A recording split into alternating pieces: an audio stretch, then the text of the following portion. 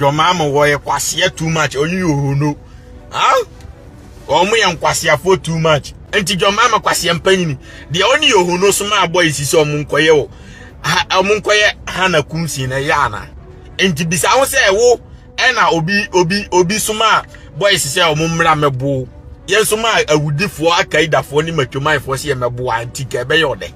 Oh, because my Jimmy too much. Your mama wouldn't trust it. Yes, I need to mine. And so far, and draw the course so ever a brekuma. Jonas Ababedi in common ever one or no so or boss of parment. Any a boomy or how any so. Ni na fa and tokwa and dry course so a brekuma. Che say, a how a kumsi and draw no so edging and so. Na eno, and I Jonas H. the moi, the air course so ever Ghana. A drew about to amra, the air course so na IGP. Almost so almost one almost share Emma Sani Manema way air course no Abusia. Jonas Ababe fire a IGP Yohono any a John Dramani Mahama Efa DAC and Drano. Yes, now GH Kwabi Media so much of Baswa. Now was subscribe to your channel. No send update Biansu Ituma Unsu Unsa Ebekabi now share ato other platforms so Ede Amaye. And Yabusia by DAC and Dra El Eye Abrekuma. Nache say Eye Hawa Kumsi or no so.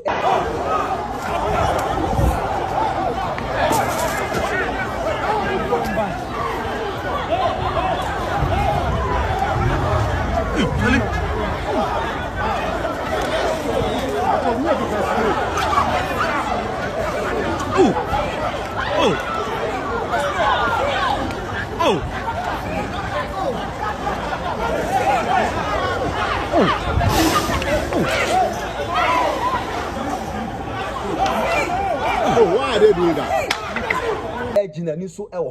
Now before say about one be kosono Malik Basim Tali or the casting be say so what take ebeden ebe koso ema eye MPP ni bi nso ebe responding to the Malik eka ye Friday member musu mu bagana Friday me Basim Tali member mu bagana Arizu na se me ba na MPP for nim na se ye take ya baya Arizu me se ye take ya baya na ya take ya baya na ya take ya baya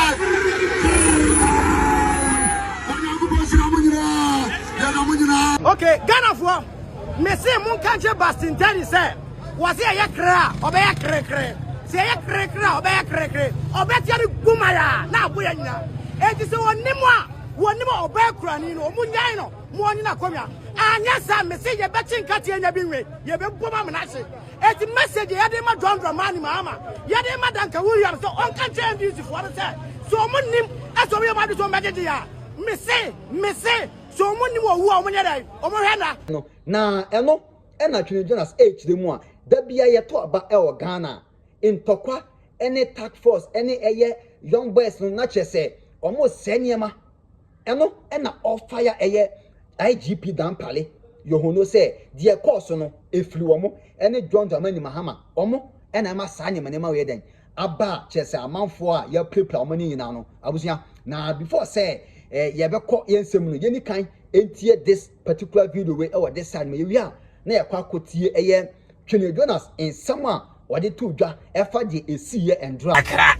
But the course you from one am saying that I'm fa warm up la hot one because your mama were Jimmy too much. What I say your mama were kwasia too much or you who know. Huh? Or me and kwasia for too much. How MB for ya cry and Paul Massem. Oh, anti ya Ghana for na empo masem tinye kofa mo bai enti si akofa ma ba edi enti na mo nso mo be jimia ma mo nso abe kakrakra na afi no mo kra ma jimia ma yempem asem kra yempem anim kra hwe kra na ese NDC MBB for no kra angel enti jo mama kwase empanyini de oni yohu no so ma boy si so mo nkoye wo mo nkoye hana kumsi na yana enti bisa wo se wo ena obi suma boys say omumra mebo yensuma awudifo akaidafo ni matwomai se mebo antika be yode ade a wodi ye onua enyina e Ghana fo aba no munyim se mulusu enti chinchini a enkobo MPP fo no se be ya ye de be chenyi barrel boss no mawini so muko chenyi barrel boss mo de be 100 vote pen win here. Nti e chese man ko Jimmy an kan be lose. Oh, because me Jimmy too much. Huh? Jimmy, me police from Bisam said the intina manchichi mom say oh order from above you no see nya no mumra because ade na mo ye no mo say kuro no nya sa na echichire oman. Oh, your mama wuni twasere nya sa na echichire oman. It because mentia say police ye to about police checkpoint. Why because Jimmy be a police for no kwatu metumi abotu anom be chew. And to be beside me, the police for not telling them, so maybe the attorney fort order from above, see, and Pepe for Jimmy for no mumra no mumabo MPP for no. And to Sha MPP deputy chairman, wo Mahama Naeman Penny, the boss of the nation, Udi obey protected the people of the land. No, what buying so not a nipa bonnet for punchy.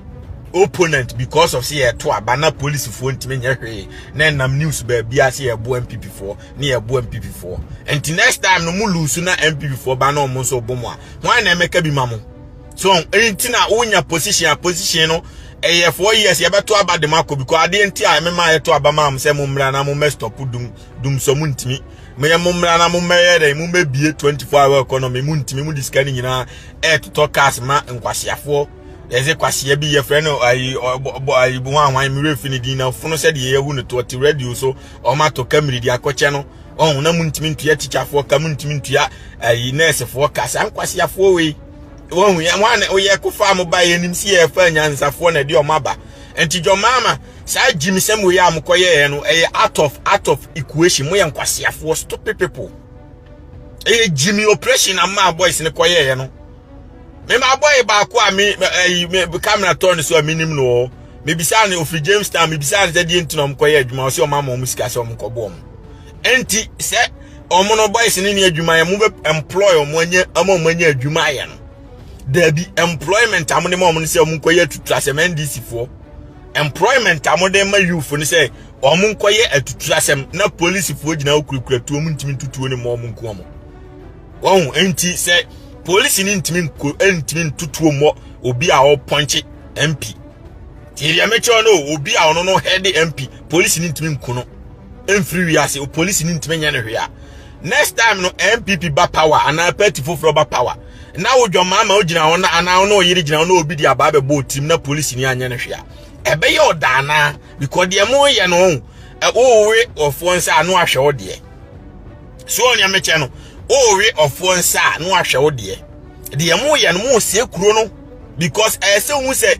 aban ba na aban ko aban ba na we ne ye beto abatam bia o na de mo ye ne Ghana fo nyina hwe me metia sei MBB fo be jimi am ba be ka kire omo saa na mo nso ma jimi am ka no kure na kire mo tie me ka wadi ase because de mo ye no enye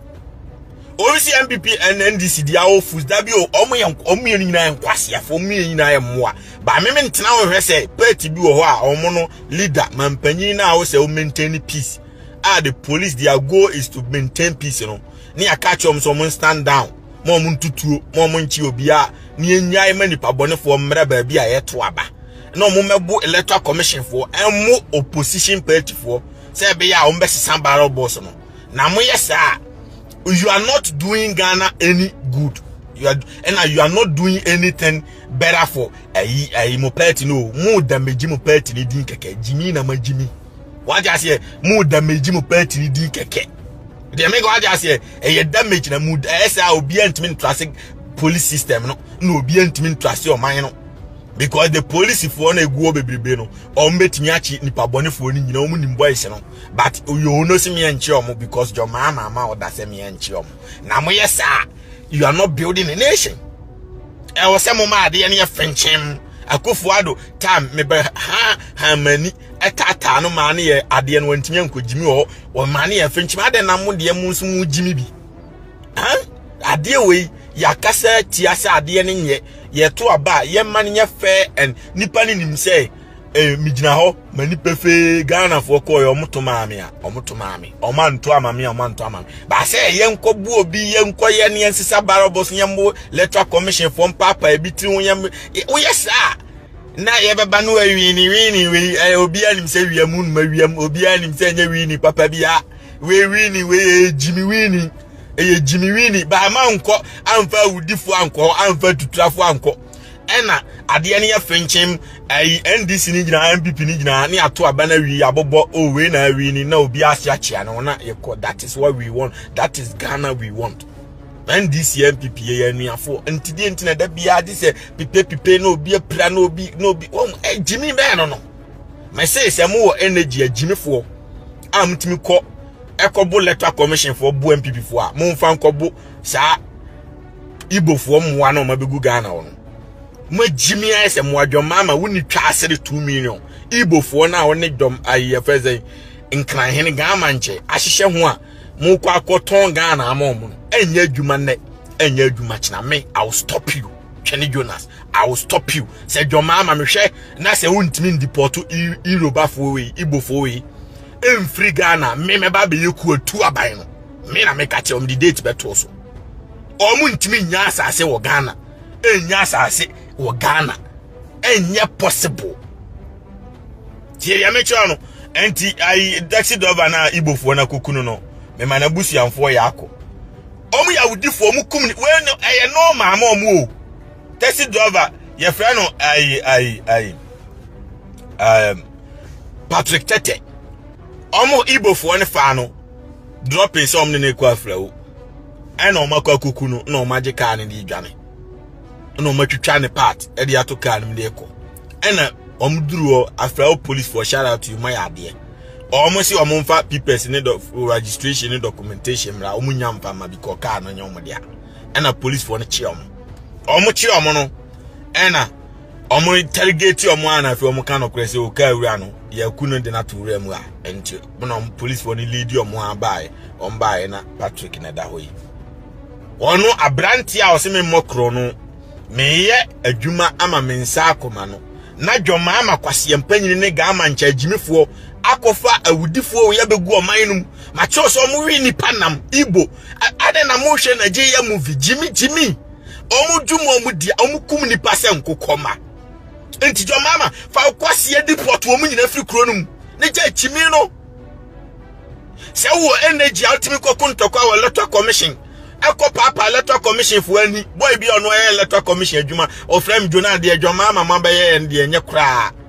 ne ti wo nyina papa muntuo mka wo o se last year nyina o yeto abawie muntuo mka na masa ya sesa pepefuo nkwasiafo mu afiafin ama mu sika se omu nko no mu nko bro omu ne MPP fo ni nyina amfra se be ya mo de barrel boss fo be ko na makobobo mako declare mo amu hu ni passe o yewi na Jimmy we John mama woni twasere John mama wo ye kwasia John mama buanche onwe yo no o show asifin Jimmy mukoso Jimmy akubesi o mukoso Jimmy akubesi ni ya deport se ampepe fo ni nyina afiri Ghana ho because omu nyina Burkina na omu free buy Burkina fo nko a Burkina fo nko omu mbe ya adwuma ni nyina Ghana ni bia ni wa musoma na nko beko eye Burkina fo enitina na omu ntitwi no obi so omu se ede ntina hwa na soma amu a omu ntimi nkaksa agisa Hausa na omu te Ghana ni bia te brofo titwi enti Ghana ni a on titwi no o te brofo SCM school nyina ho Ghana fo nyina titwi ana omu ntitwi omu te brofo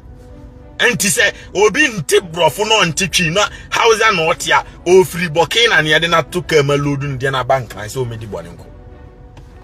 na mo yesa awman no how are we safe Nigeria fo okunye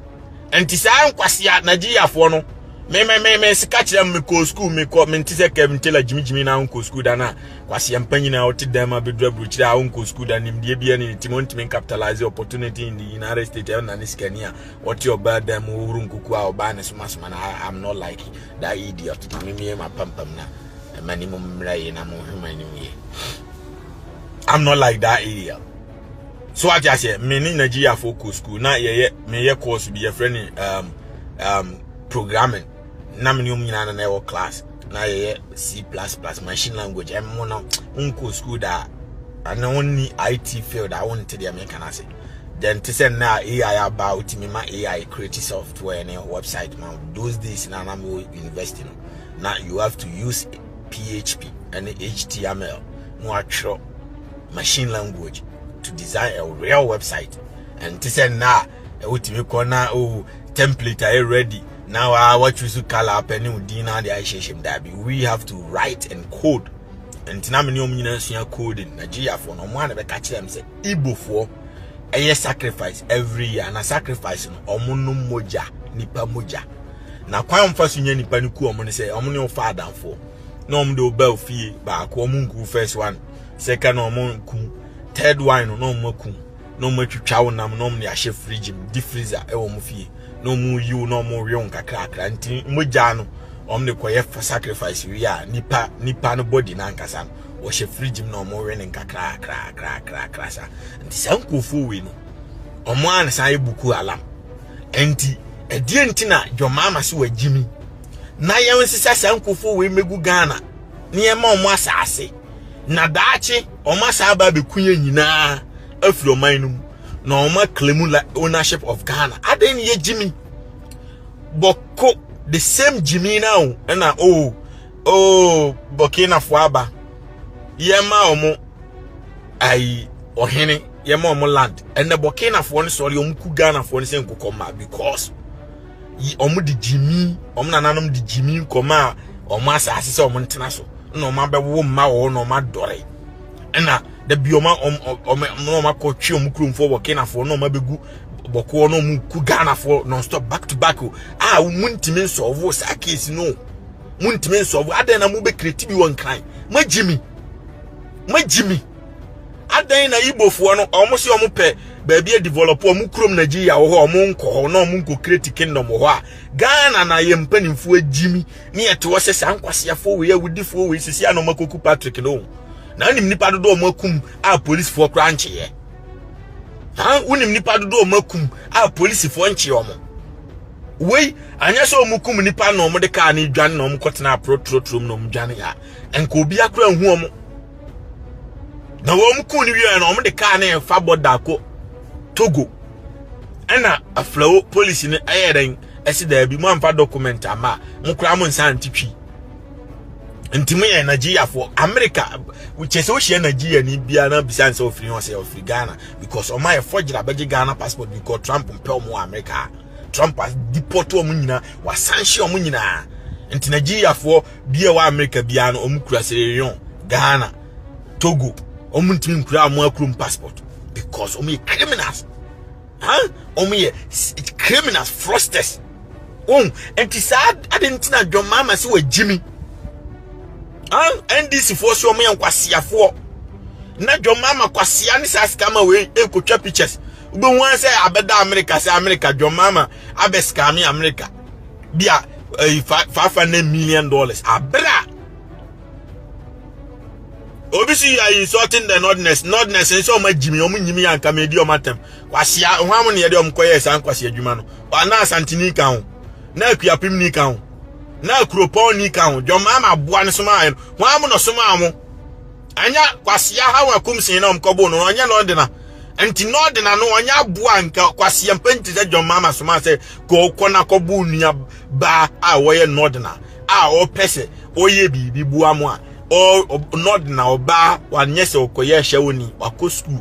na se o se o ye agina abesom ne man a edie ntina wo be ma wa batikatu betimi akokopa adwuma biaye umpa adwuma nyese wudi Jomama kwase mpanyin achi no no soma se monko na monko ye tuturasem na monko kum krom ni nod na mo Jimmy ntimo na monya mmoa na ka se metena se na tani aboa ntena onku ni yonko tani ade ma Jimmy yonkwasea meba be di matama masua nyansa na mo nsum ye nipa stupid people asiafo mo ye Ghana fo ntimo nima munsua onuado na munya Jimmy no obi soma o Jimmy soma enko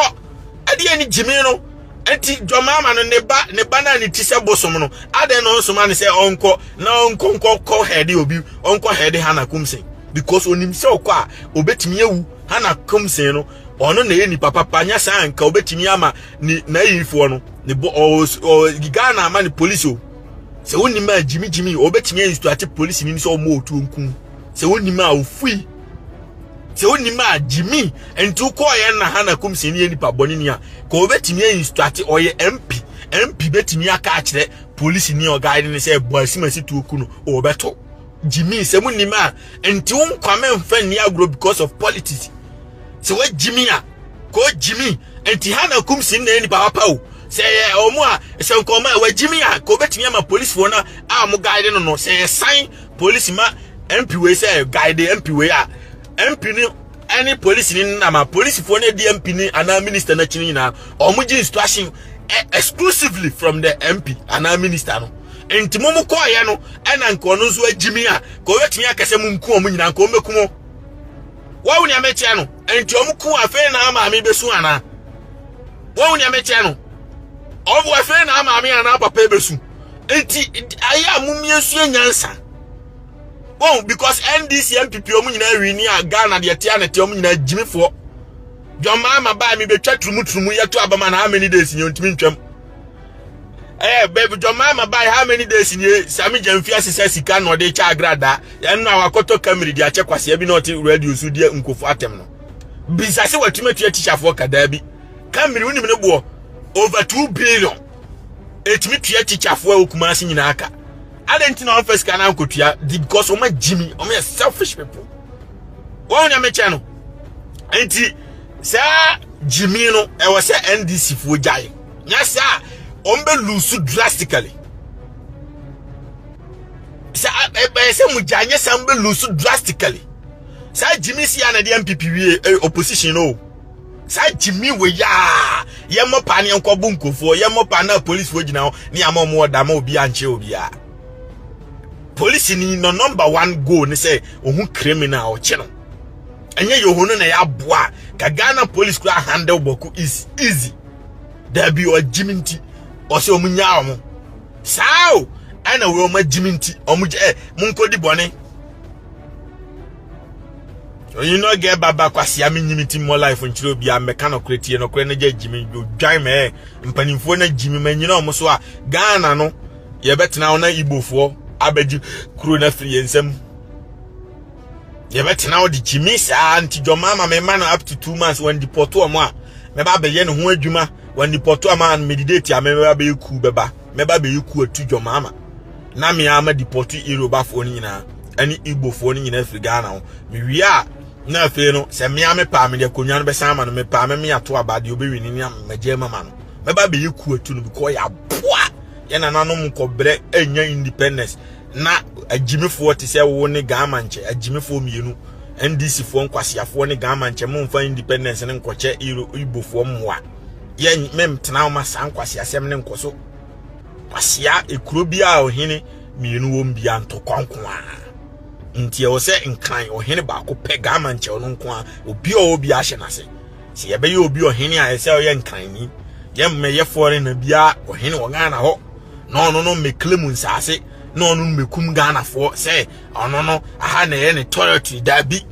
no nko se abuku aramfo na ye to no police fo na ye wo no boko a mo ye Jimmy fo we mu ayifo no Burkina fo Jimmy fo we kura ba boko beku boko fo a Ghana police ntimi nche ba akokura Ghana police ntimi defend boko fo no enti ye metena ona Nigeria fo buku aramfo ma beku Ghana fo ne ye te wo ye the earlier the better ye be so ano sa no mo we na ekoso Israel ani nkramofo ntokwa ni nyina asechire no no mo nananum Jimmy ti said ye nananum Jimmy what I say obi say omakutasi driver na me kan no me say Patrick Tete rest in peace omakutasi driver obi amono mo be Jimmy se mo ye ohene ame kama se me nkanwie yo na mo di Jimmy akukutasi driver on na say Nigeria fo me dwene wa me nti o mase nti mo ya udifo ba maba obi krom no ka mo pretend say mo ye ni papa pampo na obi kura nkwesiden ka bi mamo da bi ma Jimmy na mu ku Ghana fo abra ye nyanka asem no na we me si Joma ma ni yo no nkwasiafo mienu we o man deporto any Ghana immigration service Jimmy fo no se man deporto na Nigeria fo na meye ku atu na hama me na me ka kire mo na mafaya mu nyina na masisa omo mbetimi ya adwuma na ba na ya deporto mu nyina clinic ro no how say utimi de ope ekokun obi waba foreign na wonam kuro no wanya kokodo se mi kukuro mu ofo sankwasi asemwe ani hwan sankwasi asemwe ani hwan obi si agrada is not in prison anu minimum agrada otifie didi odi fufu anu ya kofu eye pese Joma ma kwasia no na ama we nyina aba enu ntino ma captain smart Jimmy no be ka say o Joma ma be paden no because any TV ni TV for Jimmy phone in a year mama your mama and NDC for Jimmy phone and to among the narcotin if you know the phone now yes what kind of nation are you building ochi criminal man no face law say be ya next time opia obesachira onkonko wi obibio mesma Jimmy tin ma sentence di panam na kwhye dem sa mo yes mo ye nkwasiafo obi anim se ma Jimmy obi anim se ma Jimmy na okufo frem sa ye hu agrada wa ha o mesi odi anya hwe muhu na mon record na mon fam na me postu na your mama any Ghana judges ni no mo so ma Jimmy say Captain Smart Jimmy e wa Jimmy o share that on say Nigeria for no o me smart o ma so mo kuro na say ntia o say Ghana is peaceful so mbeji Ghana free and say me Nigeria ni me na co school me na Java C++ me na computer science so catch them o say the goal of Nigeria and so me ba beji Ghana free and say on beba slowly no ma konka babia omu wia no ma start ekunye nyina poison ye enti say bia Ghana Water Company na no the poison yakugum no ma kunye nyina so enti no mbe dada kufuado eje COVID-19 sika ni nyina COVID sika Nigeria fo na eje o ombetena airport no mu ji sika ni nyina no mu di Ghana ko Nigeria bisa kufuado say one city kura otimi ne ma Ghana ni say oh COVID here by sika amejije $150 ameje Ghana fo ni nyina no enie ewo he this can in a Ghana coy, scamming Ghana for because ye Jimmy. Jimmy. I want to say, be Jimmy, dear. Ye be bread. And Jabusia the air Trini Jonas on also ordered to draw FID a seer and draw our air abrecumano. Yes, how Kumsi and all Jinani so any others. Politicians for no obi so eden omo so edwomani so abusia mame hu adwen kire e wo comment section wo uye nso ani biemu na wa subscribe to your channel no send update bia nso etomu a onso onsa ebeka bi na wa share ato other platforms so e de amaye ketewose enye dodo nwunwa makra bye bye.